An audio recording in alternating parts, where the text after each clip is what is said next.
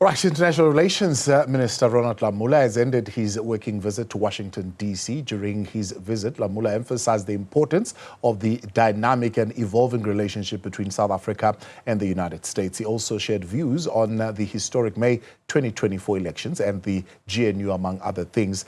For some analysis, we're joined now by Dr Ongama Mtimka with us in the studio. Good to have you, and thank you very much for coming on. Thank you. Good to have you to be here. The relationship between South Africa and the United States, I suppose, goes beyond just the economic growth issues, the PEPFAR, the AGOA.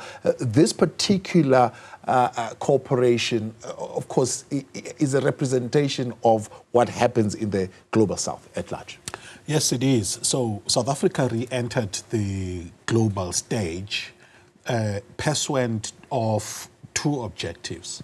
One, to be a respected player in the international stage, but also to champion a rules-based international order, while also advancing its economic interests.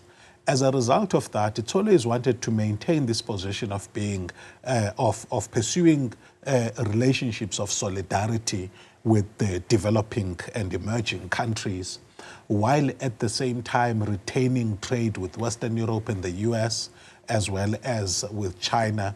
Now, as a function of the latter, this global struggle against what I think Patrick Bond called global apartheid, yeah, as a matter of necessity, it needs to be aligned to Russia and China and all the politics that are implied in that. But as a matter of economic imperatives, it has to maintain the relationships, and you're quite correctly in pointing out that. But also there are political relationships where there are joint pursuits of measures in the rest of the continent and also, domestically. So it's a midway type of position that South Africa has had to negotiate. South Africa's belief in the principle, if you like, of statecraft.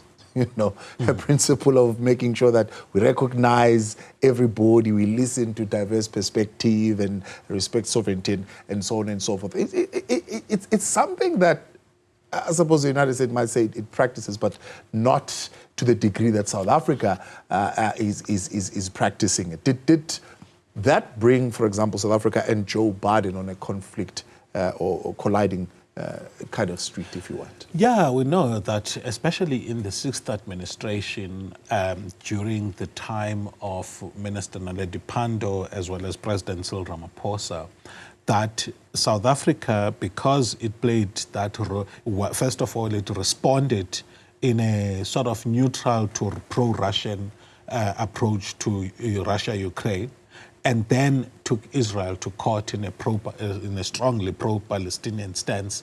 That brought it in conflict not just with the Biden administration, but also with some in Congress in the U.S. In fact, the process is still underway, if my memory serves me correctly, to evaluate South Africa's standing in AGOA.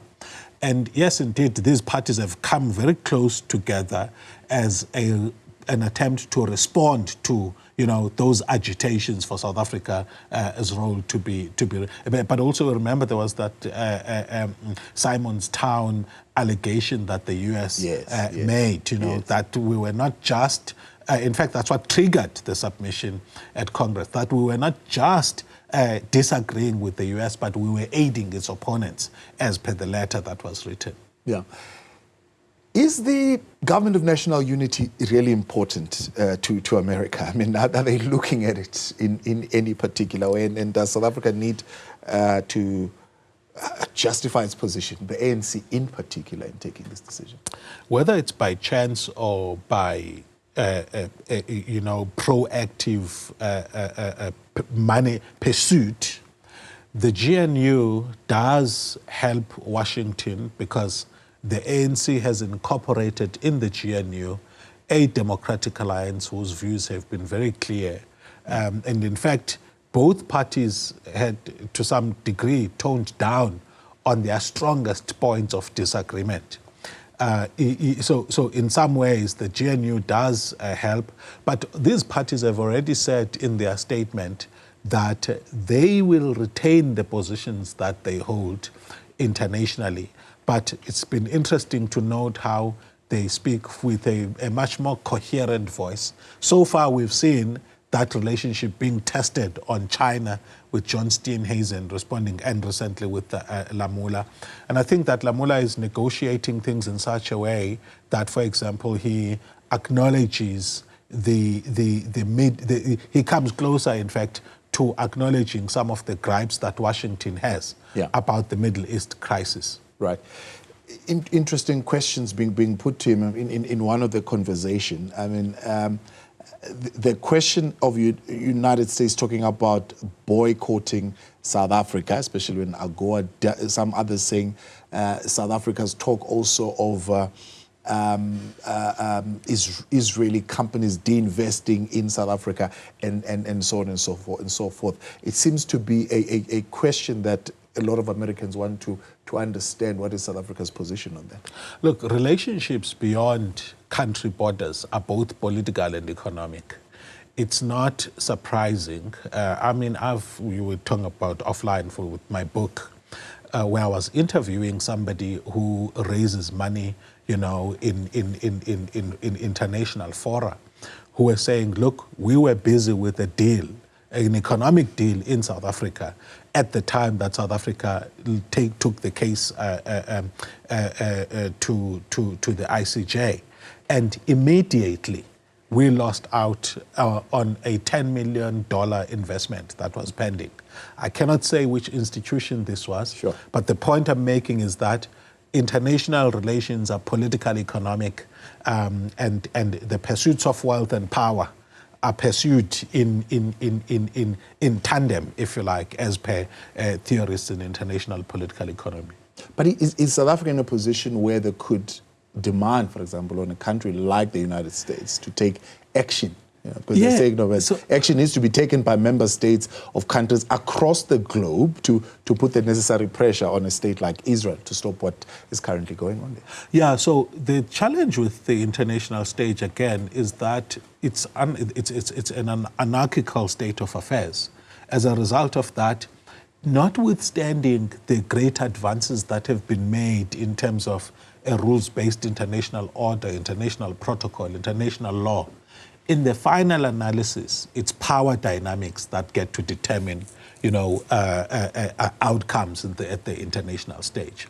What I noted was that Washington did also tone down in terms of its rhetoric and in fact, diplomatically have created whether it's a facade or it's a reality of proactive engagement with Israel to try and get them to stop some things. I think Blinken, there was wide coverage, for example, and in fact, Washington went on to announce that there was a pending ceasefire. You know, so there is an attempt on one level to engage diplomatically in line with international law, but on another, you know, packages still get signed for military support. So it's a complex international stage. I wonder if South Africa really, I mean, he tried to answer it as much as he could, basing it on the historic position of South Africa with regards to Israel, but with regards to the relationship with Russia. But here's a question that was put to him: do you believe that isolating Israel is of a different sort of character than your conversation about what should happen with Russia? Why should there be more engagement with Vladimir Putin as opposed to having more engagement with Benjamin Netanyahu? Do they have a way out of that? Look, the duplicity of the ANC, one can call it duplicity, but on another, one can label it as a mentality of liberation struggle and sympathizing with Palestine as the underdog.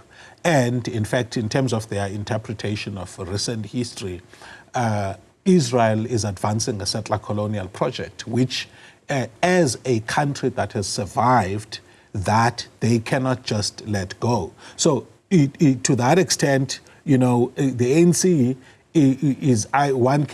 can be said to be duplicitous because with respect to Russia, it doesn't interpret the aggression in the terms that, the majority of the international community is interpreting it on one level, on an analysis of the NATO-Russia conflict, but on another, on solidarity with Russia because of, liberation history. Now, where the duplicity comes is that even Ukraine was part of the USSR. And so it then, becomes an incoherent stance, if you like. How should South Africa feel about Kamala Harris taking over? How should South Africa feel about Trump coming back? I mean, any of those candidates? I think for me, the issue is that we may be discussing South Africa's position in relation to Washington, mindful of South Africa's power, right? But it's important to note that the global balance of power is shifting. If you look at what's happening in the continent, Western Europe are now trying to catch up with China in terms of investments and the US because they had been engaging with the continent through aid and all these other non-economically developing, measures. Obviously, that's simplistic. But so they perceive that indeed now, in terms of geostrategic interest in the continent, there are other players who are trading and are coming with big pockets.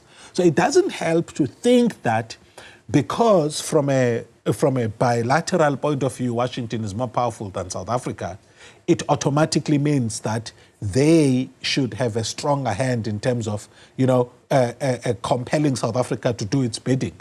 Because there's a geopolitical issue to be mindful of. So this is me saying, yes, indeed, it's okay to be concerned about dynamics that are changing in Washington, but Washington should also be mindful of the changing power dynamics in the international stage towards a multipolar world, so that they also, respond to individual players, individual countries, in ways that are a lot more respectful and understand that from a game theoretic point of view, two can play.